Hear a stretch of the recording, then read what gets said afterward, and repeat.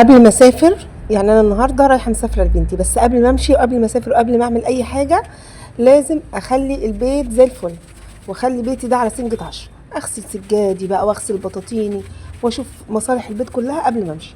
انا كده. لكن طول ما انا قاعده في البيت اديني قاعده. يعني انا مش عارفه والله بجد اقول ايه على نفسي يعني. لازم عشان اروح مشوار كده اهد حيلي قبل ما امشي. وفعلا هو ده اللي بيحصل والله العظيم. انا بجد غلبت في نفسي.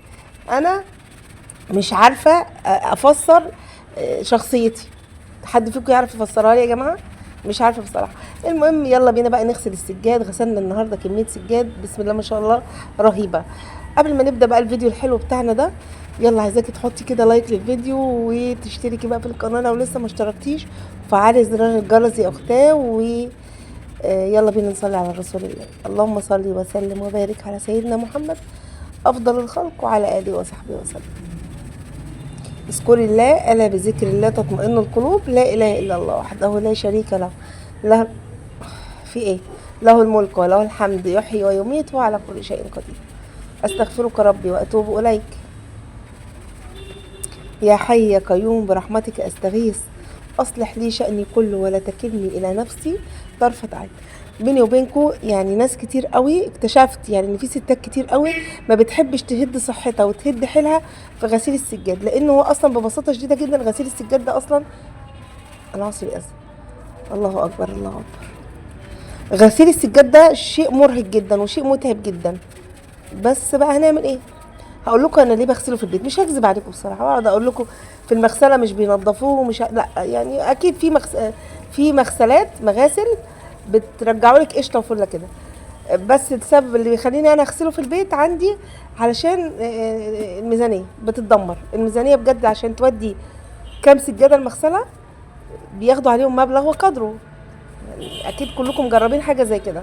ففي ستات بسم الله ما شاء الله انا عارفه ان هم بيشتروا نفسهم وبيشتروا صحتهم وبيشتروا راحه بالهم وتكلم التوك توك يجي ياخد لها السجاد كله وتروح شحناه على المغسله وخلاص وتريح دماغها.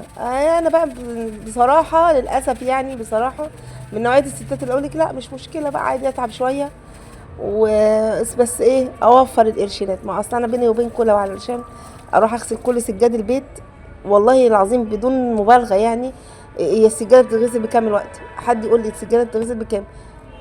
ب100 مثلا. اي سجاده بتتغسل ب100 جنيه ولا كام؟ طيب انا عندي بتاع 12 سجاده. عندي بتاع حوالي 12 سجاده. سيبكوا بقى من الحاجات الصغيره دي، لا انا بتكلم على السجاد الكبير. طيب عشان اروح ده لو على اساس السجاده ب100 جنيه وانا ما اعرفش بصراحه هي بتتغسل بكام. ما بغسلش في المغسله بس ده هو ايه اقل تقدير كده. تخيلي بقى اروح ادفع 1200 جنيه علشان اغسل السجاد بتاعي. قلت لا يا بت كل شويه كده كل يوم اغسلي لك 5 في 6 في 3 في 4 لحد ما تخلصيه. والحمد لله الحمد لله الحمد لله يعني من ساعه ما عملت الصابون البلدي ده وهو يعني اختراع والله العظيم يا جماعه. الصابون البلدي ده في تنظيف السجاد شيء رهيب، شيء تحفه، شيء جميل، اختراع حقيقي. فانا الوقت زي ما بقول لكم كده انا مسافره النهارده رايحه لبنتي، فقبل ما امشي بقى قلت يا بنت ايه اغسلي السجاد. والله العظيم بيني وبينكم يا اولاد وانا راكبه القطر طبعا انا المفروض واحده غسلت السجاد خلاص بقى تقعد وتستريح بقى في بيتها يومين 3 والله العظيم قاعده في القطر ايه ده؟ هو انا بقيت زي الناس المسنين كده ليه؟ اللي هو كان في واحده قاعده جنبي في القطر انا جايه اقوم عشان انزل ورب الكعبه زي ما بحكي لكم كده جيت اقوم ما عرفتش اقوم. ايه ده؟ هو ايه اللي حصل في رجلي؟ هو ايه اللي حصل في ركبي؟ ايه اللي حصل في عظمي؟ هو انا بقيت من الناس اللي حد هيمديلي ايده عشان اسند وانا قايمه؟ لقيت في بنت كانت مش بنت هي ست بس ست صغيره بقى معاها عيال صغيرين لسه في مقتبل العمر ربنا يديها الصحه يا رب. لقيتها بتعمل معايا زي ما انا كنت بعمل. يعني انا لما كنت الاقي ست كبيره مش قادره تقوم امسكها واقومها واساعدها وهكذا. فانا بيتعمل معايا كده انا بقى يتعمل معايا كده انا حزنت. انا زعلت على نفسي اقسم بالله زي ما بحكي لكم كده. انا جايه اقوم ايه ده؟ رحت قاعده تاني ايه ده؟ قعدت اعمل كده اغمض في عيني كده اللي هو ايه ده؟ هو ايه ده بجد؟ المهم الست لقيتها بتمديلي ايدها وبتقومني فما كسفتش ايديها ورحت قايمه على ايديها وسندت على ايديها وقمت. بس لما نزلت من القطر قعدت سرحانه كتير قوي. هو انا بقت الناس تمدلي ايديهم عشان اسند واقوم؟ لا حول ولا قوة الا بالله العلي العظيم. يا رب ارحمنا يا رب برحمتك. وبعد كده بقى خلاص يلا مش مشكلة، عادي يعني، عادي. اعمل ايه يعني؟ هنعمل ايه؟ يلا الحمد لله الحمد لله، مش مشكلة. هنتكسح شوية يعني، بس اهم حاجة السجاد بتاعنا ينضف. المهم اهو يا اختي زي ما انت شايفة كده. وطبعا انا كنت بسابق الزمن بسرعة بسرعة جدا كده زي ما انت شايفة، علشان علشان ايه؟ عشان الحق انجز والحق امشي.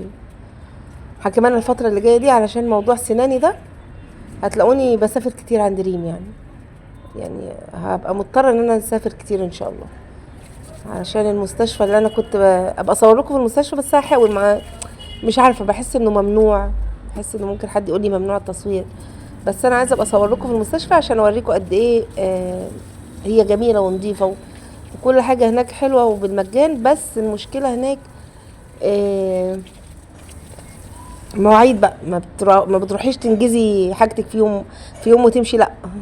دي ممكن تروحي وما تعمليش حاجه خالص، تروحي تاخدي مواعيد وتبقى تروحي بقى في يوم تاني، وهكذا يعني. فانا عايزه الحق انجز بقى وقتي عشان اسافر.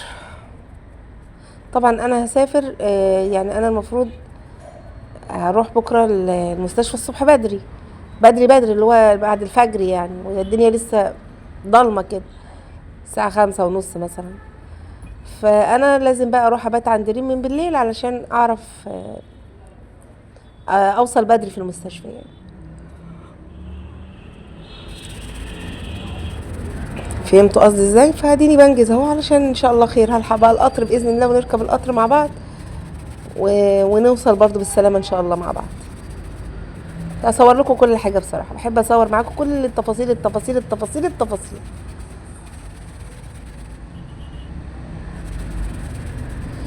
يا حي يا قيوم برحمتك استغيث، اصلح لي شأني كله ولا تكلني الى نفسي طرفة عين يا رب.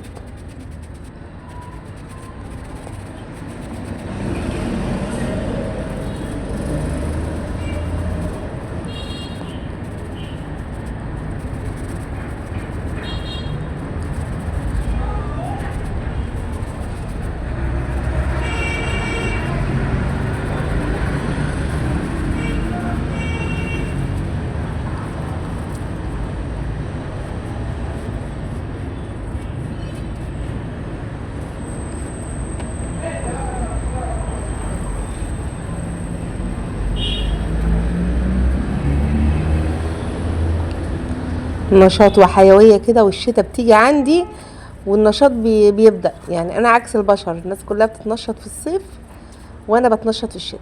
لا، وغسيل السجاد ده ما يحلاليش غير في الشتاء. اصل انا ناقصه حساسيه يا ولاد، وجيوب انفيه. هنا طبعا انا راكنه السجاد ده دي له كذا شهر بقى في البتاع. يعني بصوا حريصه جدا وانا بفرده صرصار كده ولا برص كده ولا حاجه، فخلينا في الامان. طبعا السجاده دي مش عايزه اقول لكم قد ايه معفنه حقيقي والله العظيم. يعني انا مش عارفه انا كنت فرشاها فين، تحت في زريبه مثلا كنت فرشاها، وكان في بهايم فيها فوقيها. بجد ايه ده، ايه ده؟ تحس ان هي فعلا السجاده دي كانت مفروشه في زريبه تحت البهايم، عزكم الله يعني. مش عارفه والله كانت فين دي. المهم يا اختي ايه، جايه اغسلها بالصابونه، لقيت الصابونه اصلا مش محوقه فيها، الصابونه مش قادره ترغي اصلا. هو في ايه يا جدعان؟ وبيني وبينكم بقى انا هنا كنت خلاص يعني جبت اخري وتعبت، فقلت يا بنت ايه كروتيها، ولما تبقى تيجي من عند بنتك يبقى اغسليها تاني. قلت لا لا، مش انا اللي كروت غسيل السجاد. انا يا اما اغسل السجاد حلو قوي يا اما ما اغسلوش خالص. ما بعرفش اكروت بصراحه. ليه بقى؟ لان غسيل السجاد ما حدش بيغسل السجاد كل يوم، فبالمره هتغسلي يبقى تغسليها حلو بقى، يا اما ما تغسليهاش خالص.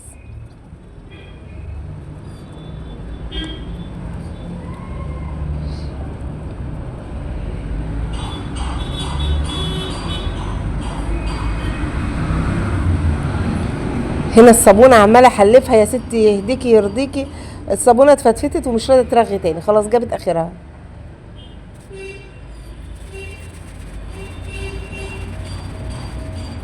فهمشي نفسي وخلاص بالموجود.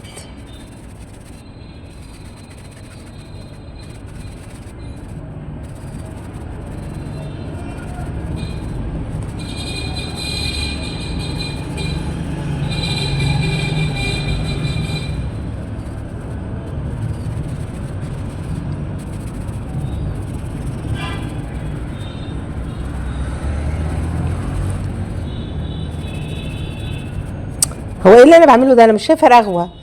لا لا لا لا بجد، لا لا، ده ما ده مش شغل خالص يرضي حد، لا لا لا. انا هعملها كده وخلاص، وهشطفها واغسلها تاني، هعيد عليها من اول وجديد. اصل ايه اللي انا بعمله ده؟ السجاده من كتر ما هي متوسخه، الصابون مش محوق فيها. والله بجد الصابون مش عامل معاه حاجه يعني.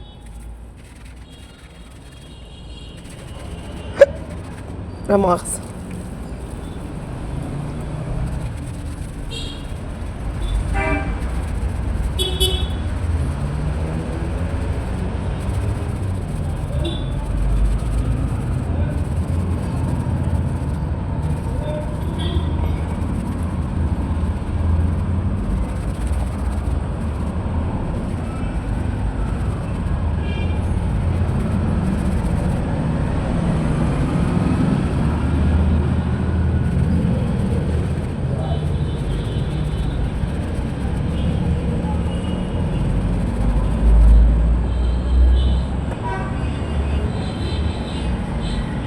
حاولت بقى اجر كده الميه بالمساحه، ولكن هيهات هيهات.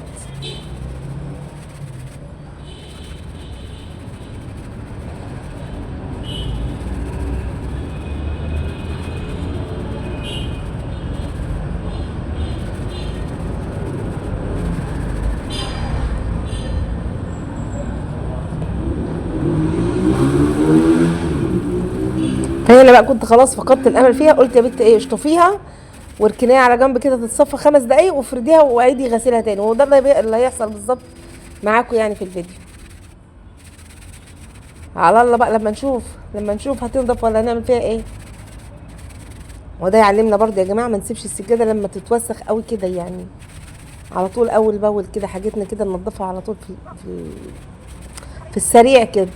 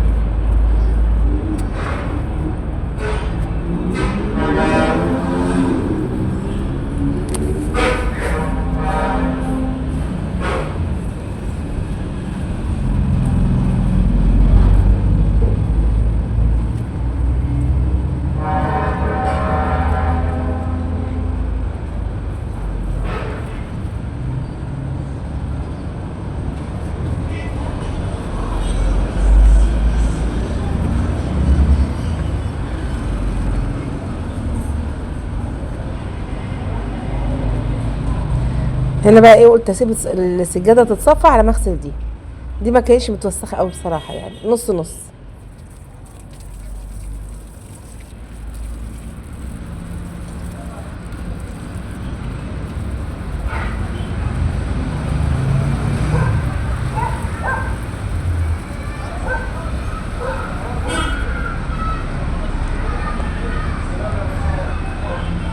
اهي بصوا بعد ما صفيتها هفردها تاني علشان اغسلها تاني يعني هي مش عاجبني غسيلها خالص بصراحه.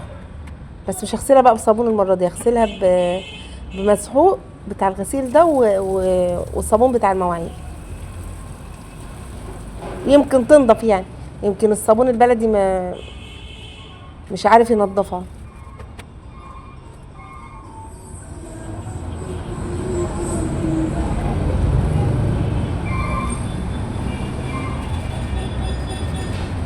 ايوه كده، ايوه بقى كده، رغي بقى يلا. هتبدا بقى ترغي معايا اهي وتبدا تنضف فعلا. كان العك الاولاني ده كان صعب قوي صراحه. حلو برضو ان انا غسلتها دورين، يعني اول دور كده نزلت كل الطينه والاوساخ اللي كانت فيها، وتاني دور بقى كده بنغسلها على نظافه يعني.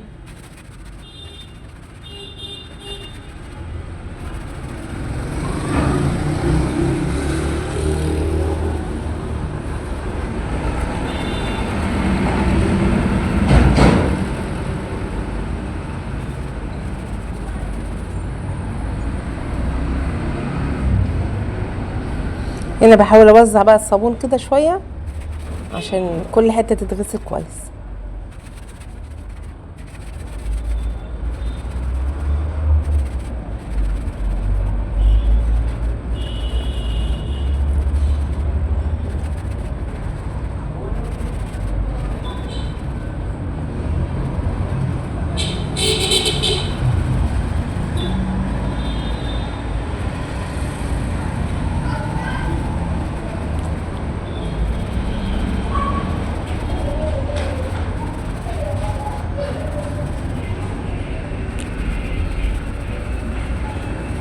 بس كده خلاص، اعتقد كده نضفت تنظيفه محترمه.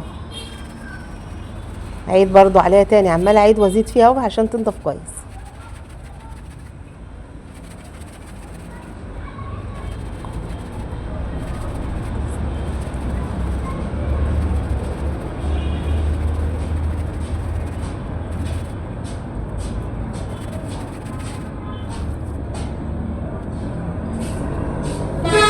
تاخرت ليه يا أحمد؟ الساعه 4:30.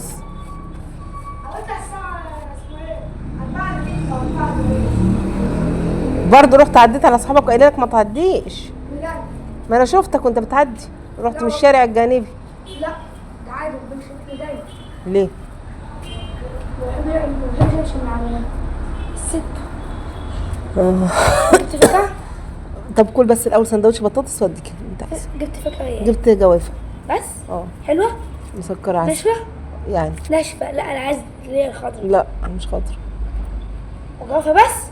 اه لا يا أما دي ايه جوافة بس دي أنت بتجيب لنا اسمه ايه؟ فكرة في يوم في الأسبوع جوافة؟ خلاص بس ثانيه واحده يا موتي. لا والله يا هنا بقى كنت ماشيه عشان ريم كانت قايله لي هاتي معاكي في الثلاجه، كانت قايله لي هاتي لي معاكي يا ماما ماشي صندوق ايه، ما انا خدته خلاص. صندوق الادوات بتاعت ايه يا جماعه، في ايه؟ هنا بقى زي ما انتم شايفين كده كنت قاعده على القطر مستنيه القطر. وهنا بقى كنت وصلت اهو عند ريم، وريم جت خدت مني البوكس وجت عشان تشيل البطانيه. قالت لي لا يا ماما خدي البطانيه كده كده خفيفه شيليها انت. قلت لها ماشي. ما شاء الله يعني العيال يا اختي مفيش. هنا بقى ايه، طالعه اهو السلالم ما شاء الله، العماره نظيفه والسلالم فله كده قشطه جميله بصراحه، مفيش ذره تراب كده في السلم. هنا بقى كنت وصلت الشقه بالسلامه، مش عارفه بصورها لكم ليه، بس يعني انتوا عارفينها، بس برضه لا يكون حد مش عارفها ولا حاجه مع اني عارفه ان انتوا حافظينها اكتر مني يعني. ماشي. هنا بقى كنت خلاص وصلت طبعا متاخر. وشوفوا بوريكم بقى قد ايه ريم محافظه على نظافه الشقه، والشقه مخليها فله. يا ريم قاعده لوحديها طبعا لحد دلوقتي محدش جالها لسه، البنات هيجوا بقى ان شاء الله من 1/10، لكن هي قعدت بقى الاسبوعين دول لوحديها كده، عايشه الوقت مع نفسها يعني. وهنا ده الحته الفاضيه دي قدام الشقه جميله، القعده فيها تحفه. ريم نشره الشميز بتاع اللي هتروح فيه الجامعه بكره.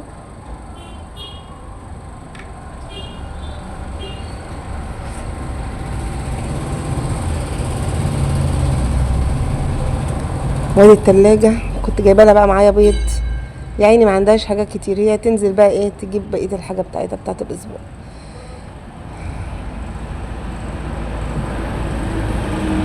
خش يلا هنا، بابا زمانه جاي، ما تطلعش تحت، ما تطلعش عند مين؟